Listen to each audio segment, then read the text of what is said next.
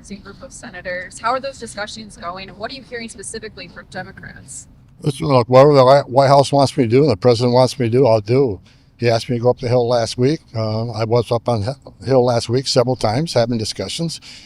I'm not a legislator. I'm not a politician. My role up there is to explain what ICE does, what Border Patrol does, how we do it, and how we're going to do things going forward. So how many airports will ICE agents be at? How many airports, and can you tell us if it's ERO or HSI? Well, it's both ERO and HSI, and HSI, they have a different mission, but ERO is the vast majority of people at the airports. We got 14 right now, and there will be more. 14 airports, you said? Yes. For travelers who see them deployed at those airports this morning, we've heard from some in line who are scared to see them there or unclear about what exactly they're doing. We're there to help the American people transit those lines that are taking hours because the Democrats shut the government down. Because the Democrats are punishing the men and women of TSA because they don't like immigration enforcement. They're punishing members of TSA, they're punishing members of the Coast Guard and CISA and FEMA, and they can open the government right now. Will they be making immigration arrests at airports? Their number one mission there, as the president said, is help TSA with security, help move the flow of people through those lines, because it is a tragedy what's happening at the airports right now with 3 and 4 hour delays. It's ridiculous. So we're there to help TSA and plug the holes. But if they see criminal activity, they're federal law enforcement officers. They should take action. Mr. Homan, President Trump says that he doesn't want any deal on DHS funding until Congress passes the SAVE Act. Does that make your job of reaching a deal with Democrats more difficult? I'm going to just keep doing what I'm doing. The president, I'm the border czar. I deal with the border and immigration enforcement. And now that I'm overseeing this TSA operation, I'm not getting ahead of the president on what he wants to see in the end. He's talking to members of Congress on both sides, so I'll leave that final decision up to the president. But regardless of what happens in the next several days, I'm just going to keep doing the mission the president signed. What are the remaining sticking points? Warrants, masks? I'm not going to get into specifics in negotiations, but I can tell you we're having good conversations every day.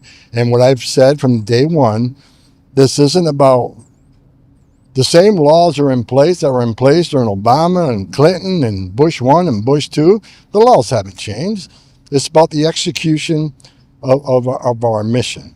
And I think since Minneapolis, you've seen immigration enforcement in a good place. And I think we're going to keep enforcing the law. We're going to do it, as I said, in Minneapolis in a smart, effective way. Not less enforcement, smarter enforcement. So I'm explaining to members during these negotiations, again, a lot of these things are already, they're in the past, right? We're already looking at deployment of cameras nationwide. We're already looking at, strategic approach and targeting operations and prioritization of criminals and national security threats. What I'm explaining to them is a lot of these changes are already taking place. Not legal, not the changes in the law, but the way we execute the mission. And I don't think we should be through the reconciliation or through the budget process to try to legislate changes in policies. ICE is enforcing laws that Congress enacted. They wrote them. If they don't like them, then change the law. Until then, we're going to keep enforcing the law as they mandate under the policies and statutes that they wrote and enacted. It looks like you might have. I want the government back open. So, we're not going to put ICE officers at further risk. We're not going to take tools away from them that help them to arrest more criminals and national security threats than any time in history. The president clear national security, public safety threats, but I am not going to handcuff ICE like they were during the last 4 years of the Biden administration. They got a job to do. I'll say it again. This is about the mission. This is about focus on the worst of the worst in the criminals. And I said it before, if you're in the country league, you're not off the table, which gets hold back the whole sanctuary city discussion.